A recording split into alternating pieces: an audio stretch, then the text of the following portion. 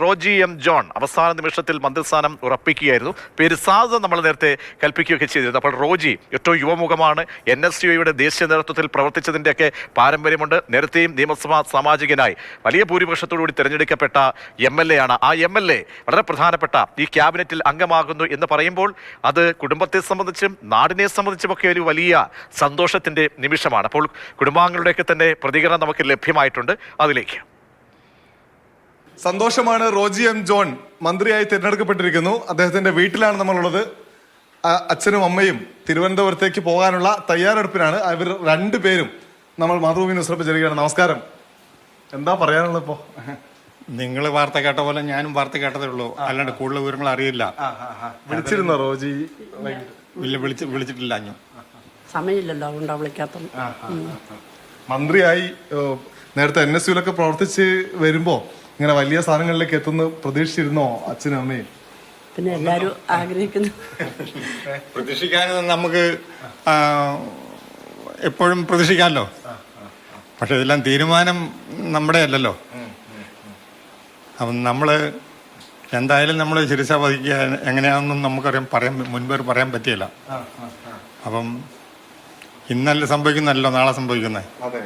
അതുകൊണ്ടിട്ട് നമുക്കിപ്പോ അതിനത് അടിവരിയിട്ടൊന്നും പറയാൻ ഞാൻ നോക്കിയിട്ട് കാണുന്നില്ല. എന്താണുള്ളത് അച്ഛനും അമ്മയ്ക്ക്? അമ്മ ഒരു നിമിഷം ഇങ്ങോട്ട് വരാമോ? സന്തോഷം.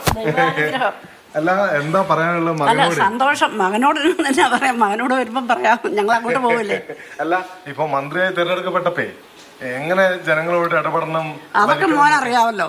അറിയാം. പിന്നെ ഞങ്ങളെ കഴിഞ്ഞും വിദ്യാഭ്യാസവും ഇവരും ലോകപരിചയമൊക്കെ ഉള്ളവരല്ലേ.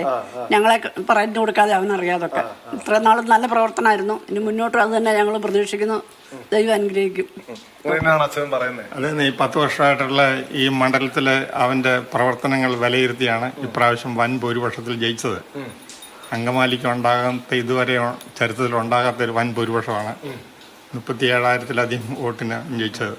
അപ്പൊ അവന്റെ പ്രവർത്തന മികവ് കൊണ്ട് തന്നെയാണ് അത് കിട്ടിയത്. മണ്ഡലത്തിലുള്ള എല്ലാവരെയും ചേർത്ത് പിടിച്ചിട്ട് അവൻ മുന്നോട്ട് കൊണ്ടുപോകാനാണ് അവന്റെ ശ്രമം. ഇനിയിപ്പം കേരളത്തിലെ ജനങ്ങളെ ഒരുമിച്ച് മുന്നോട്ട് കൊണ്ടുപോകണം അല്ലേ? ആ വകുപ്പിന് അനുസരിച്ച്, കിട്ടുന്ന വകുപ്പിനനുസരിച്ച്. തീർച്ചയായിട്ടും അതാണ് നമ്മുടെ പ്രതീക്ഷിക്കുന്നത്. ഓക്കെ, ഇനിയും ഏതെങ്കിലും ഒരു വകുപ്പ് അങ്ങനെ എന്തെങ്കിലും പ്രതീക്ഷയോ അങ്ങനെ മറ്റോ ഉണ്ടോ? ഇല്ല, അങ്ങനെയൊന്നും ഉള്ളൂ നമ്മളിപ്പോ തീരുമാനിക്കാൻ പറ്റില്ല. അതൊക്കെ തീരുമാനിക്കുന്ന അതുമായിട്ട് ബന്ധപ്പെട്ട ഹൈക്കമാൻഡും കാര്യങ്ങളൊക്കെ അല്ലേ തീരുമാനിക്കുന്നത്, നമ്മളൊന്നും അല്ലല്ലോ. അപ്പൊ തിരുവനന്തപുരത്തേക്ക് പോവാണ്. നമ്മളിപ്പോ തിരുവനന്തപുരത്തേക്കായാലും പോകാൻ തീരുമാനിച്ച് പോകുന്നു. ഏറ്റവും സന്തോഷമുള്ളൊരു കാഴ്ച അല്ലേ? ഓക്കെ. അല്ല, മകനിങ്ങനെ ആലുവ പഠിച്ച് പോകുമ്പേ തേവരയിലെ അസിസ്റ്റ് കോളേജൊക്കെ പഠിക്കുന്നു, അവിടെ യൂണിയൻ ചെയർമാൻ ആവുന്നു. അപ്പൊ ഒക്കെ പഠിക്കാൻ വിട്ടിട്ട് ഈ രാഷ്ട്രീയ പ്രവർത്തനമായിട്ട് നടക്കുകയാണ് എന്നുള്ളൊരു ചിന്ത ഉണ്ടായിരുന്നോ?